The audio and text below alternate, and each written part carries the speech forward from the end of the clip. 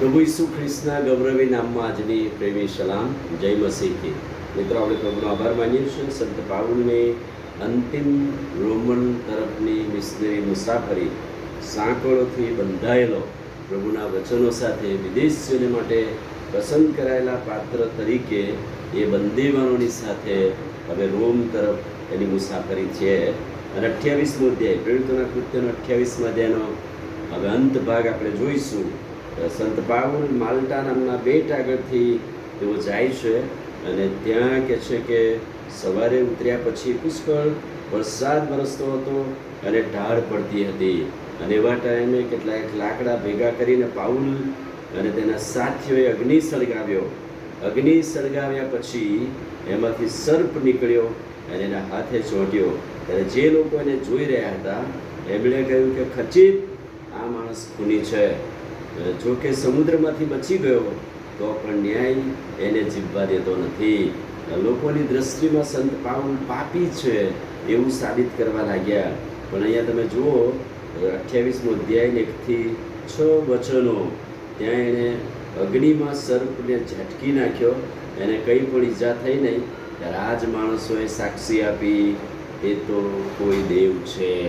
હમણાં એમ કહેતા હતા કે ખૂની છે, માણસની દ્રષ્ટિમાં સંત પાઉલ ખૂની છે એવું કહ્યું, પણ એમ લખ્યું કે એ તો દેવ છે, કે એને સર્પે પણ કશું કર્યું નહીં.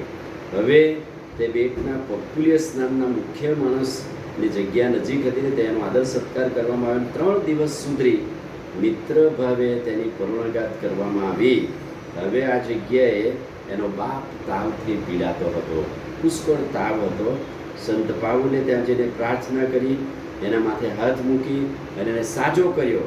અને બેટમાંના કેટલાય રોગીઓ, મુશ્કેલીઓવાળા, તકલીફોવાળા એની પાસે આવ્યા અને તેઓને સાજા કર્યા.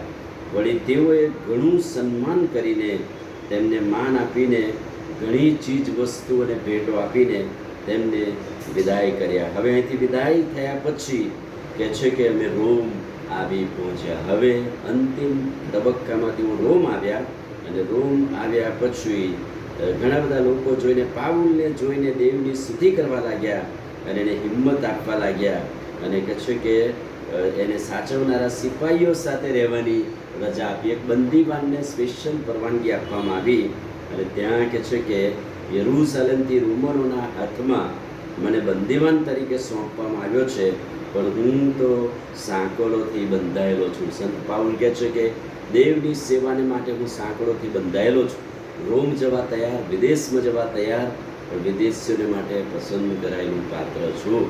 સંત પાઉલનો અંતિમ તબક્કો એ કહે છે કે 3 વર્ષ સુધી એ રોમમાં રહ્યા.